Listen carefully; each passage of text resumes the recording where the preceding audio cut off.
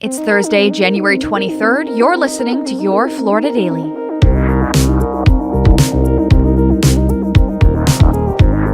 I'm Katrina Scales.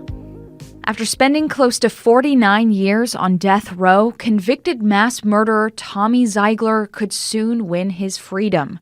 Results from a modern DNA analysis have prompted his longtime defense attorney to ask for a new trial. Zeigler was convicted of the killings on Christmas Eve 1975 in Winter Garden. He was nearly 31 years old when he was sentenced to death for the murders of his wife, Eunice, and his in-laws. A motion filed on Friday cites, quote, the absence of blood of Zeigler's family members on his clothing as evidence that, quote, Zeigler could not have committed the murders. 2 of the victims were found dead from gunshot wounds, while the others were reportedly beaten to death. Despite a gunshot wound to his stomach, prosecutors determined that Zeigler had shot himself in an attempt to cover up his crimes. However, over the course of his sentence, Zeigler, who turns 80 in July, maintains his innocence.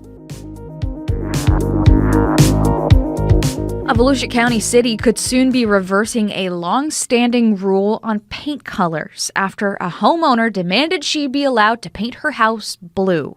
Right now, only earth tones or light pastels are allowed in Palm Coast, but the city could expand it to include light pinks, peaches, greens, or even lavender. While some like the idea, others say it may end up being too much. They want to express themselves how they feel the need in their house color, because it's one of the biggest investments you're going to make in your life. If you get some person decides to paint a weird color, and it affects not only your house, but the whole neighborhood. There are still several steps that need to be taken before a vote. Also, the rules would not apply to those who live under an HOA.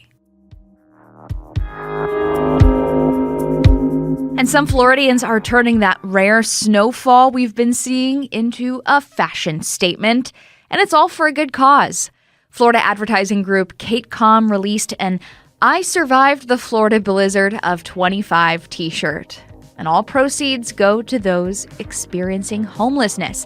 It starts at $30 for adults. Find these top stories along with breaking news, weather, and traffic all day on clickorlando.com.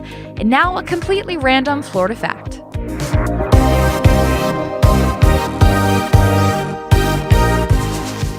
It's said that the city of St. Petersburg was decided by a coin flip.